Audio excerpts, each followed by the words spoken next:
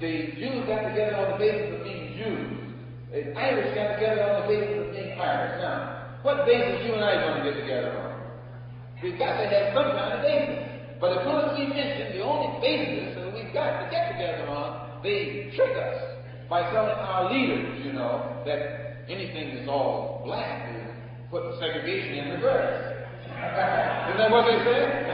So the people who are black don't want to get together because they don't want to say. Isn't that what they say? So the people who are black don't want to get together because they don't want segregation. See, the man is tricky, brothers and sisters. I mean, the man is tricky. He's a master of trick. And if you don't realize how tricky he is, he'll have you maneuvered right on back into slavery. I shouldn't say back into slavery because we're not out of it yet.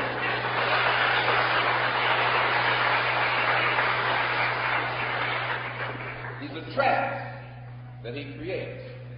If you speak in an angry way about what has happened to our people and what is happening to our people, what does he call it? Emotionalism. Pick up on that. Here's a man who's got a rope around his neck. Well, he's screaming, you know. The cracker that's putting the rope around his neck accuses him of being emotional. You're supposed to have the rope around your neck and holler politely, you know. You're supposed to watch your diction, not shout and wake other people up. This is how you're supposed to holler. You're supposed to be respectable and responsible when you holler against what they're doing to you. And you got a lot of Afro who fall for that. They say, no, you can't do it like that. You got to be responsible. You got to be respectful. And you will always be a slave. As long as you're trying to be responsible and respectable in the eyesight of your master, you'll remain a slave. When you're in the eyesight of your master, you got to let him know you're irresponsible. And you will blow his irresponsible head.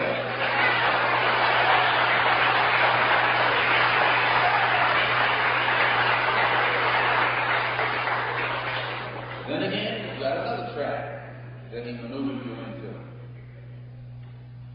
If you begin to talk about what he did to you, he'll say that's hate. He's teaching hate. Pick up on that. He won't say he didn't do it, because he can. But he'll accuse you of teaching hate, just because you begin to spell out what he did to you, which is an intellectual trap, because he knows we don't want to be accused of hate. And the average black American who has been real brainwashed, he never wants to be accused of being emotional. You ever watch it? You ever watch one of them? Yeah, you watch it. Watch that real bourgeois black American. He never wants to show any sign of it. Well, you won't even have his teeth. You can have some real soul music. He'll just say, you know, like it doesn't move him. I watch him. I study him. And the reason he's trying to pretend like it doesn't move him, he knows it doesn't move him. And because it doesn't move him, so they can't do it. They got no soul. and he's got to pretend he has none, just to make it with them. This is a shame. Really. And then you go a step farther, they get you again on this violence.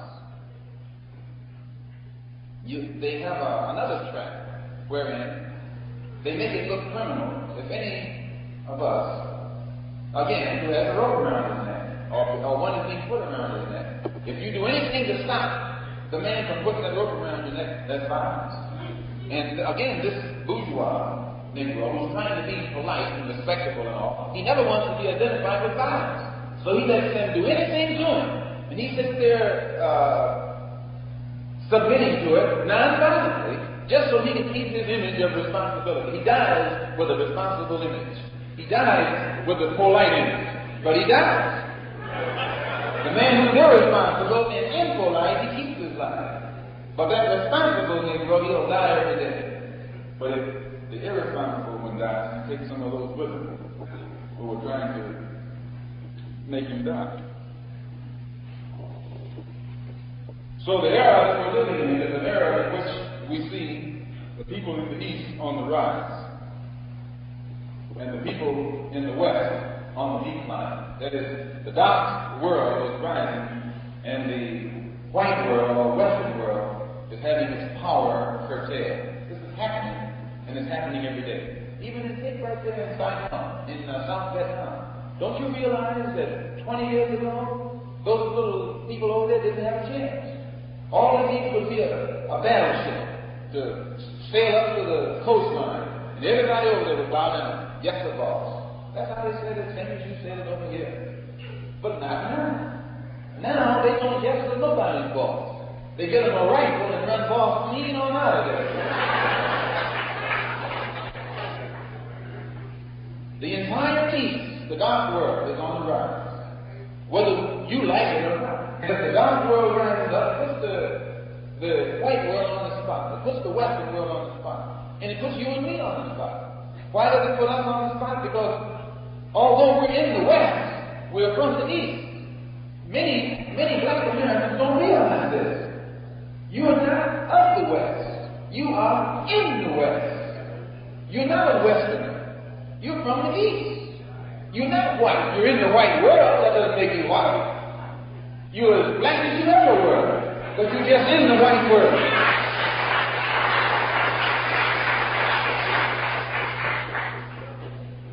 And next month they'll come up to show you another trick. They'll come at you and me next month with this Negro History Week, they call it. And during this week comes around once every year. And during this 1 week, they drowned us with propaganda about Negro history in Georgia and Mississippi and Alabama. Never do they take us back across the water back home. They take us down home, but they never give us the history of back home. They never give us enough information to let us know what were we doing before we ended up in Mississippi, Alabama, Georgia, Texas, and some of those other prison states. They give us the impression with Negro History Week that we were cotton pickers all of our lives. Cotton pickers, orange growers, mammies and uncles for the white man in this country. This is our history when you talk in terms of Negro History Week. They might tell you about one or two people who took a peanut and made another white man rich. George Washington Carver, he was a scientist, but he died broke. He made Ford rich. So he wasn't doing anything for himself and his people. He got a good name for us, but what did we get out of it? Nothing. The master got it. It's like a dog who runs out in the woods and grabs a rabbit. No matter how hungry the dog is, does he eat it? No. He takes it back and lays it at the boss's feet. And the boss skins it, takes the meat, and gives the dog the bone. And the dog is going right on hungry again. But he didn't know. He could have gotten the rabbit and ate it for himself. And boss wouldn't even have caught him with it, because he can outrun the boss. But it's the same way with you and me. Every contribution we make, we don't make it for our people. We make it for the man. We make it for our master. He gets the benefit from it. We die not for our people. We die for him. We don't die for our home and our house. We die for his house. We don't die for our country. We die for his country. A lot of you all were fools on the front line. Were you not? Yes, you were. You put on the uniform and went right up on the front line like a roaring hound dog, barking for master. And when you come back here, you'll have to bark since you got back.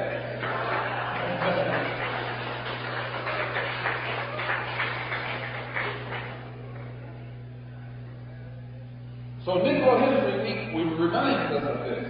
It doesn't remind us of past achievements, but it reminds us only of the achievements we made in the Western Hemisphere under the tutelage of the white man. So that whatever achievement that was made in the Western Hemisphere that the spotlight is put upon, this is the white man's shrewd way of taking credit for whatever we accomplished. But he never lets us know of an accomplishment that we made prior to being brought here. This is another trick. The worst trick of all is when he names us Negro and calls us Negro. And then when we call ourselves that, we end up tricking ourselves. As my brother Cassius was on the screen the other night talking with Les Frank about the word Negro. I wish he wouldn't have gone so fast, but he was in a position to have done a very good job. And but he was right in saying that we're not Negroes. And have never been until we were brought here and made into that. We were scientifically produced by the white man And whenever you see somebody who calls himself a Negro, he's a product of Western civilization. Not only Western civilization, but Western crime. The Negroes, as he is called, or calls himself, in the West, is the best evidence that can be used against Western civilization today.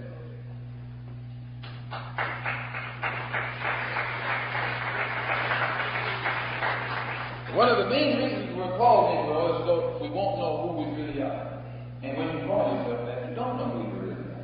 You don't know what you are. You don't know where you came from. You don't know what is yours. And as long as you call yourself a Negro, nothing is yours. No language. You can't lay claim to any language, not even English. You mess it up. You can't lay claim to any name, any type of name that will identify you as something that you should be. You can't lay claim to any culture as long as you use the word Negro to identify yourself. It attaches you to nothing. It doesn't even identify your color. If you talk about one of them, they call themselves white, don't they? Or they might call someone else Puerto Rican to identify them. Mind you how they do this. When they call him a Puerto Rican, they're giving him a better name. Because there is a place called Puerto Rico, you know. They at least let you know where he came from. So they'll say, whites, Puerto Ricans, and Negroes. Pick up on that. That's a drag, brother. White is legitimate. It means that's what color they are. Puerto Rican tells you that there's something else, came somewhere else that they're here now. Negro doesn't tell you anything. I mean nothing. Absolutely nothing. What do you identify with? Tell me. Nothing. What do you attach it to? What do you attach to it? Nothing. It's completely in the middle of nowhere.